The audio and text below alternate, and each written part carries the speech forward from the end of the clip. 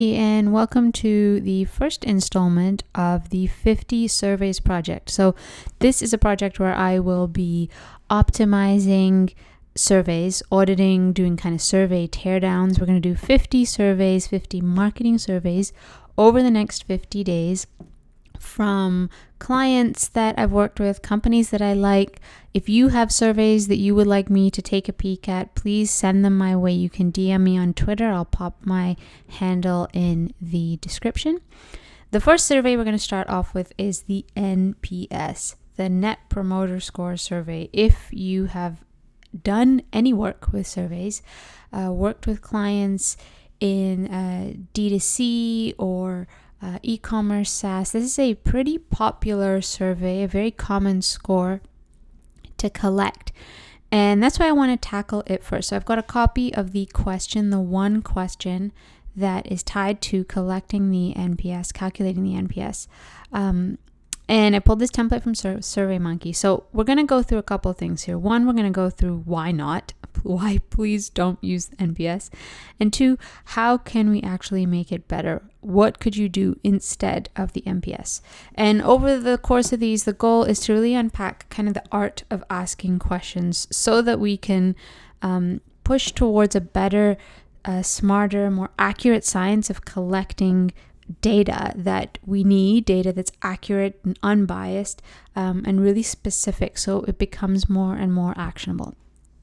All right, so let's take a look at the question itself. How likely is it that you would recommend this company to a friend or colleague? And then we've got a rating scale 0 to 10 at the bottom. First off, so this is a future focused question, right? They're asking about, like, would you do this thing in the future? How likely is it that you would do X in the future? You would recommend the company. The trouble with the question like this is that it's exciting, right? Like, it's an exciting conversation to have with someone, to think about the future, to project, to pull out a hypothetical. We can have so many interesting conversations with friends or even customers about projecting the future. But the accuracy of that information is minimal. I mean, we are notoriously horrible at predicting the future. We make plans, like I planned to put up this video last week, and it just, life happens. We set New Year's resolutions and are lucky if they make their way through to March. We're just really bad at predicting the future. And when we do predict it, we always tend to kind of err on the side of being slightly more optimistic. So the trouble with this question off the bat is you're running into that bias. The accuracy is already skewed. The other concern here I have with this question is that just the phrasing. So I want to really look at the way that we administer surveys. They tend to be really kind of buttoned up and formal, very uptight. And then surveys end up having a bad rap because it's just so tied in like marketing speak or researcher speak, and it's just not accessible.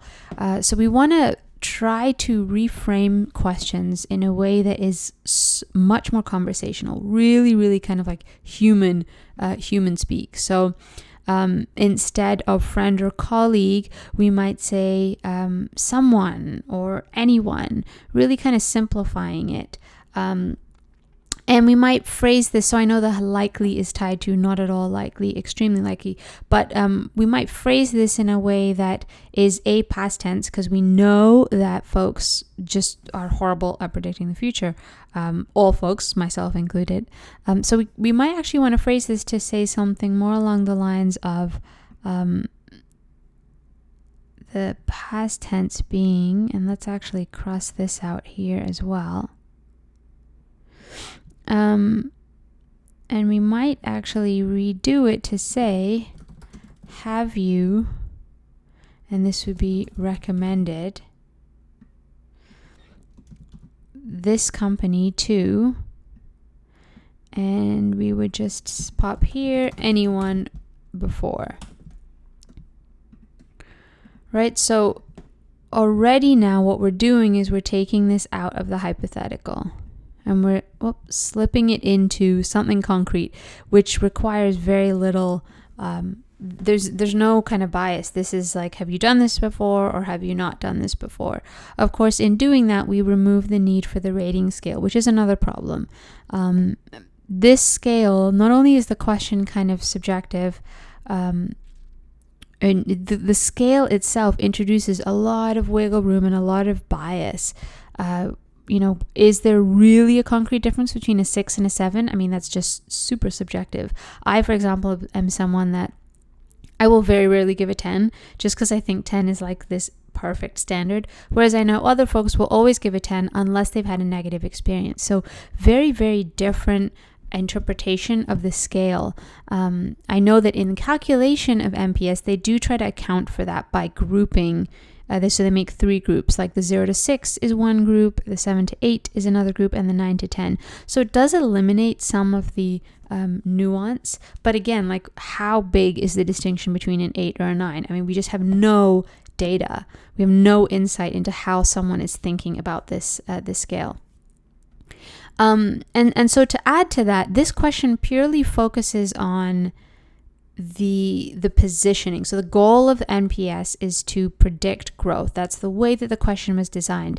That once we have an NPS score, which the ultimate score is from a 0 to 100, that can help us predict growth. Which, I mean, it's really attractive, right? A single question, a really simple metric, a single number that's very tangible, very appealing to leadership and upper management, that can drive growth or predict growth. But I mean, what are we really getting from this, right? Like, there's just no concrete data. It's sort of kind of hanging on a whim, this number that is supposed to tell us something, but what do we do with this? So what this question also lacks is like, where in the customer journey are they? Of course, this might depend on where you've applied to the question, whether you send it out to early customers, recent customers, or kind of the 60-90 day mark. So that can implicate things too. But the way that we calculate the NPS score is calculated is not based on a cycle, a life cycle. A point in time of that buyer journey, right? It's just, this is the score. Now, the value of the score is that it is a recognized loyalty metric. NPS is a metric that is understood by many customers, by competitors, and it's an easy number to compare against. So if you just want it as something to kind of flash to your customers, that's great. It's very familiar. If you want to show comparing, like a comparison of you versus a competitor, again, that's really helpful if you're kind of leading the pack in that way. But aside from that, if you really want to get concrete insight, I highly recommend stepping away from a question like this, because it's really going to leave you pretty empty-handed. Like, what do you do with data like this? If you are to ask a question like this, I would actually recommend that you do you can see my funky squiggles over here. So I would scrap this rating scale. I would then go to, have you recommended this company to anyone before? So we're really using kind of very simple language. And I would actually then use that as the answers would be either yes or no. And based on yes, you can then say, really, really great question to drive into. Oh, they've recommended to someone before. Let's make them, if someone who answers yes, we'll ask them, like, how did you describe our company to, when you made the recommendation? And if they say no, you can point to a question about asking around improvements or any negative aspects of their customer experience. Still, I wouldn't really use this question in a survey. This is a decent question for an interview, right? Because it does help you kind of parse out and direct the course of the interview. It's a really great opening point question. You want to lead with questions that, both in surveys and interviews, that are easy to answer, just to kind of create this semblance of, oh, the survey is super easy. This is not a lot of brain power. I can rush through this. And so the easier the question to answer, the greater the smaller the feeling of work, which is going to improve your response rate, improve engagement in the survey. So have you recommended this company to anyone before is better. But again, the only case I would use NPS as is, this specific question is if you specifically want the score. If you don't want the score and you actually want deeper insight, I would swap to a question like this with a follow-up that lets you dive deeper into why they've recommended it, how they recommended it, how they described it. That's going to give you actual voice of customer data that you can funnel back into your messaging, or why they haven't. Like, is it not up to snuff in some way, and what way specifically? So that's kind of my rundown and take here.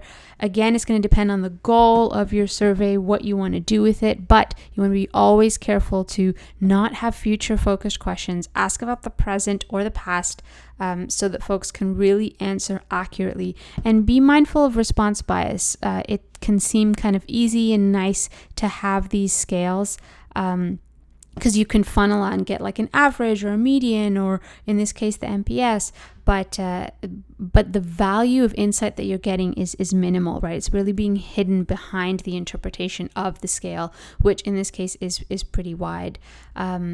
So that's it for the NPS. Let me know if you have any questions or comments. Pop them into the comment section below, and I will see you in the next installment, survey 2 of the 50 surveys project. Bye.